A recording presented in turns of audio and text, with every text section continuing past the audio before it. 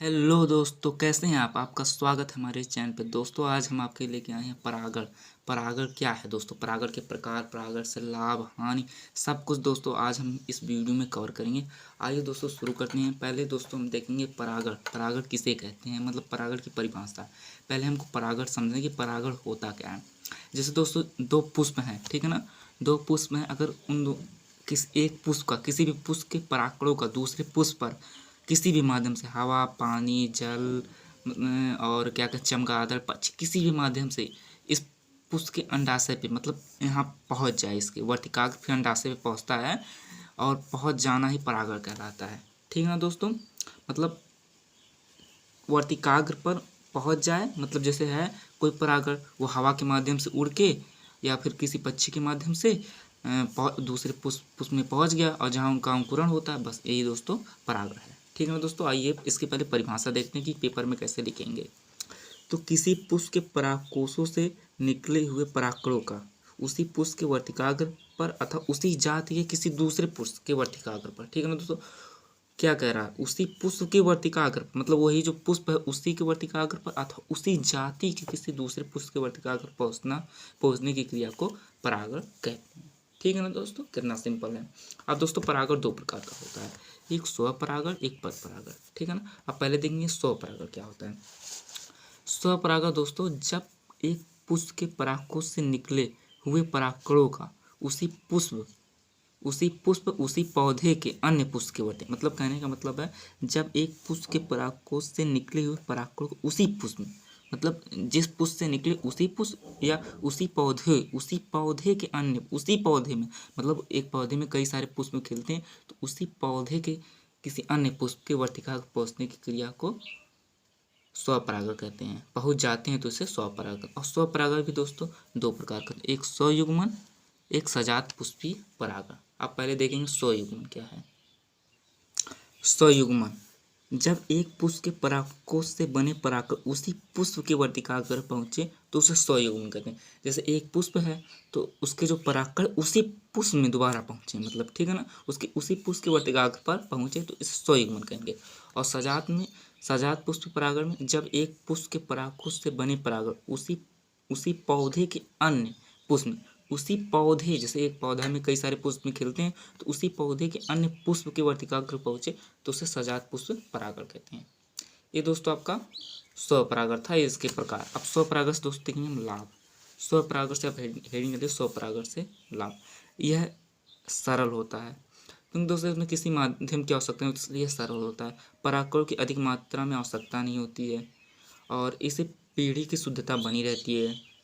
और दोस्तों चौथा पॉइंट है कि पुष्पों का रंग, सुगंध तथा मकरंद स्रावित करने की आवश्यकता नहीं होती है, क्योंकि इसलिए मतलब पुष्पों को रंग, सुगंध और मकरंद स्रावित करने की आवश्यकता नहीं होती, क्योंकि दोस्तों पक्षियों को आकर्षित करने के लिए सुगंध मतलब और मकरंद की आवश्यकता होती है। तो इसमें पक्षी अच्छे से तो परागण हो नहीं रहा है, कि मतलब आसानी से हो जा रहा है और सरल भी, इसीलिए इसमें इन सब की आवश्यकता नहीं होती है। अब दोस्तों इससे हानि देखेंगे, स्वपरागण से हानि क्या है। ठीक है ना। तो पहला स्वपरागण से हानि है, पादप विकास की संभावना कम होती है। ठीक है ना। पादपों में उत्पादकता कम होता है।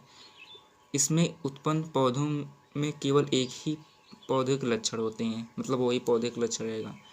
इससे बीजों को पकने में अधिक समय लगता है। ठीक है ना। अब हम दोस्तों देखेंगे पर परागण क्या है। जब एक पुष्प के परागकोश से निकले हुए परागकणों का उसी जाति के दूसरे पौधे पर स्थित पुष्प के वर्तिकाग्र पहुंचना, इसे स्वपरागण कहते हैं। कैसे दोस्तों, दोबारा देखें। जब एक पुष्प के परागकोश से निकले हुए परागकणों का उसी जाति के दूसरे पौधे पर, मतलब उसी पौधे में किसी दूसरे पौधे पर पहुंचे किसी माध्यम से, ठीक है ना, तो इसे परपरागण कहते हैं। परपरागण एकलिंगी अथवा उभयलिंगी दोनों प्रकार के पुष्पों में संभव है। ठीक है ना दोस्तों। अब इसके हम देखेंगे इसके कारक दोस्तों। परपरागण के कारक, एक पुष्प के परागकणों के दूसरे पुष्प के वर्तिकाग्र पर स्थानांतरण हेतु बाह्य साधनों अथवा कारकों की सहायता होती है, जिन्हें कर्मक भी कहते हैं। ठीक है ना दोस्तों, एक कर्मक की बात हुई है।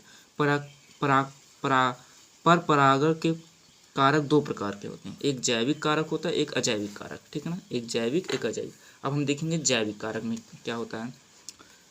ऐसे कारक जो जंतु के अतिरिक्त अन्य स्रोतों से प्राप्त होते हैं, मतलब जंतुओं के अतिरिक्त अन्य स्रोतों से, वे जैविक कारक होते हैं।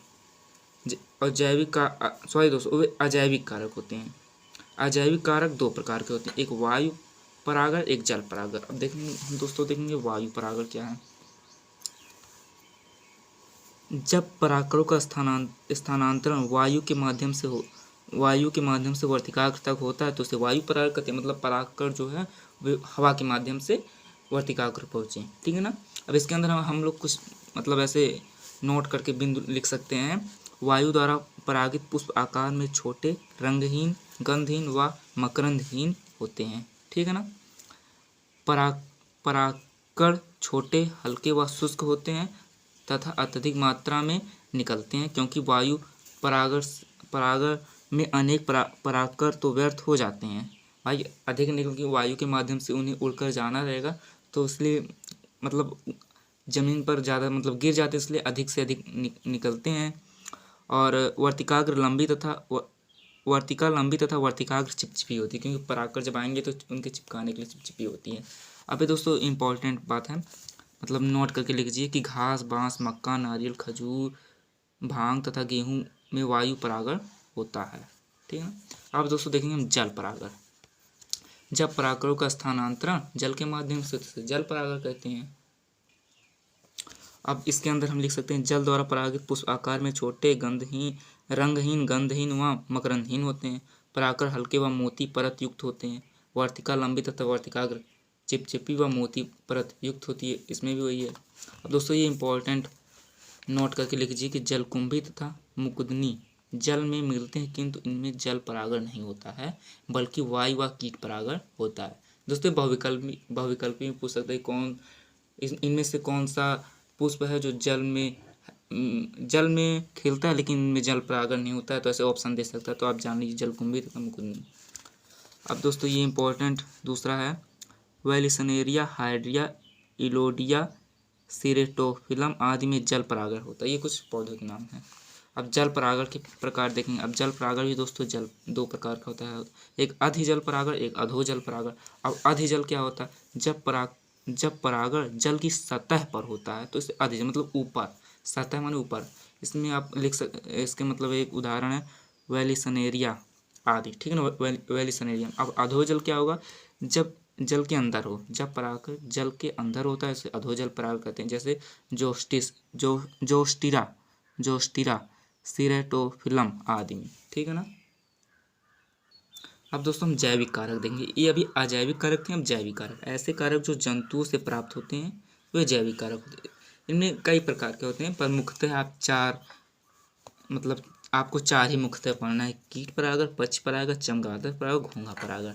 अब पहले कीट परागण देखेंगे। अब कीट परागण क्या है दोस्तों, कीट द्वारा परागण में पुष्प बड़े, रंगीन, सुगंधहीन होते हैं और इनमें कीट को आकर्षित करने के लिए पर्याप्त मात्रा में भोजन या मकरंद विद्यमान रहता है, ठीक है ना, क्योंकि उन्हें कीट को आकर्षित करना रहता है इसलिए।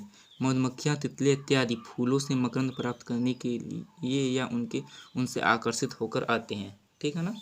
और यही मधुमक्खियाँ, तितलियाँ ही परागण मतलब कराती हैं दूसरे पौधे में। अब इसके कुछ उदाहरण किस किस पौधे में कीट परागण होता है, तो जैसे हम उदाहरण भी है, गुलाब, चमेली, कमल, सूरजमुखी, कदम्ब, केला, गुड़हल, सालविया, बरगद, पीपल, अंजीर, आँख, मटर, प्रिमरोज, गूलर, बोगनविलिया, कैस्ट्रम आदि में, ठीक है ना। अब कौन कौन कराता है, तो तितली, भंवरा, मधुमक्खी, ततैया, भृंग तथा मक्खियों द्वारा कीट परागण होता है, ठीक है ना दोस्तों। अब दोस्तों हम देखेंगे पक्षी परागण।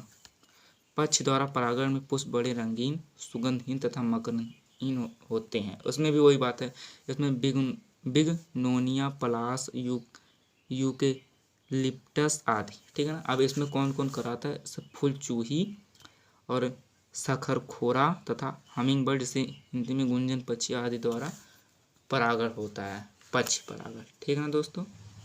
अब दोस्तों चमगादड़ परागण देखेंगे।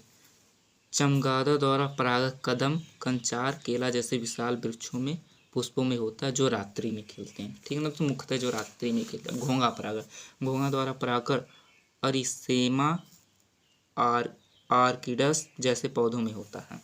अब पर परागण से लाभ तथा हानि। पहले लाभ, पर परागण से लाभ, तो इससे उत्पन्न बीजों से बने पौधे सुंदर, मजबूत व स्वस्थ होते हैं। मतलब सुंदर होंगे, मजबूत व स्वस्थ होंगे। इससे बीजों और फलों की संख्या अधिक होती है। इससे पुष्प आकर्षक तथा गंधयुक्त होते हैं। इससे पादपों में विभिन्नताएं आती है। बीज बड़े आकार में तथा भारी होते हैं। ठीक है दोस्तों, हम इनसे हानि भी देखेंगे। पर परागण से हानि, पाद अधिक मात्रा में परागणों की आवश्यकता होती है, क्योंकि पक्षियों के द्वारा, कीटों के द्वारा, चमगादड़ के द्वारा होता है, तो परागणों की आवश्यकता होती है। पादपों में शुद्ध वंशक्रम नहीं रहता। इनसे परागण के साधन की आवश्यकता होती है, किसी मतलब दूसरे के माध्यम से होते हैं तो साधन की आवश्यकता होती है।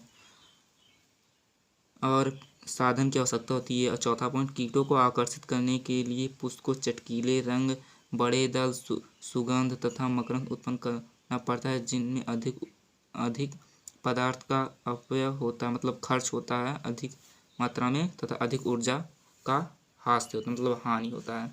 और पांचवा, हानिकारक जीन का समावेश होता है पर परागण से। ठीक है ना दोस्तों, आपका ये रहा पर परागण और स्वपरागण और परागण, ये हमने आप पूरा अच्छे से आपको समझा दिया। और दोस्तों, अगर आपको पहले चैप्टर क्लास 12 के बायोलॉजी मतलब पुष्प पादपों में लैंगिक जन की नोट्स चाहिए, तो हमारे चैनल पर दोस्तों हमने वीडियो अपलोड कर दी है। और दोस्तों, हम सेकंड चैप्टर की नोट्स जल्द से जल्द बना रहे हैं, मतलब वो भी जल्दी हम अपलोड कर देंगे। और दोस्तों, अगर वीडियो आपको अच्छा लगा तो लाइक कर दीजिए, प्लस चैनल पे नए हैं तो चैनल को सब्सक्राइब कर दीजिए। जय हिंद दोस्तों।